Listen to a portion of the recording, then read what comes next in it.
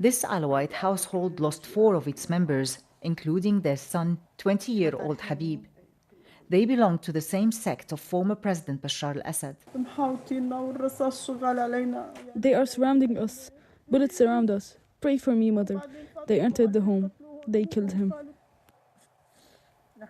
Fighters belonging to the new government took revenge for the killing of hundreds of their soldiers by remnants of the old regime.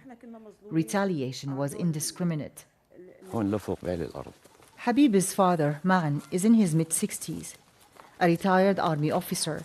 He doesn't want his face shown, fearing for his safety. Yesterday, I went alone to bring him from the hospital with his aunt. The olive grove is now a cemetery. We are Alawites, and the previous president was also Alawite, but we didn't like him because he was a bad person and he wasn't worth of being a president. But the ones who came after are meaner and crueler. In a nearby village, another massacre. The White Helmets, a local civil defense group, took us to the scene. 10 bodies were found. This time, it was government security officers who had been murdered. They appeared to have been executed. Their hands bound behind their backs, their legs tied. Saber is a government security officer. He explained the attacks against the Alawites. We tried hard to keep everything under control to unite Syria. But honestly, the betrayal that we faced from remnants of the Assad regime made these factions angry.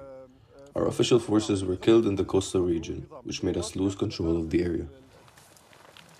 The officer tells me they have already arrested some of the perpetrators. The factions left their marks everywhere. Houses and businesses burned and destroyed. This is Al Qusur neighborhood in the heart of Banyas, where most of the killing took place. People talk about a bloodbath against the Alawite. It is deserted, and those who stayed behind are too scared to speak their mind. The fear is the country is entering an endless cycle of revenge. The Jaber family escaped minutes before government forces set fire to their house. All they owned reduced to ashes. I don't want anything, just my soul and soul of my children. We've got nothing to do with anything. Can you tell me what happened? What do you want as a young boy? I want just to leave. I want just to continue my studying at university. You want to stay in Syria? Do you feel that there is a future for you? There's no, but I have to stay here. If this government wants to prevent a new civil war, they must prove they can protect the Alawites and ensure the rights of all citizens in the new Syria. Lina Sinjab, BBC News, Banyas, Syria. Well, Lina then returns to the Syrian capital, Damascus, and I was able to ask her just how the interim government is delivering on its promise to protect civilians. Well, there are lots of actions that have been taken, a public statement by the interim president, a committee that has been formed to investigate the killing. Some members of these factions have already been arrested, as the security officer told us in this package.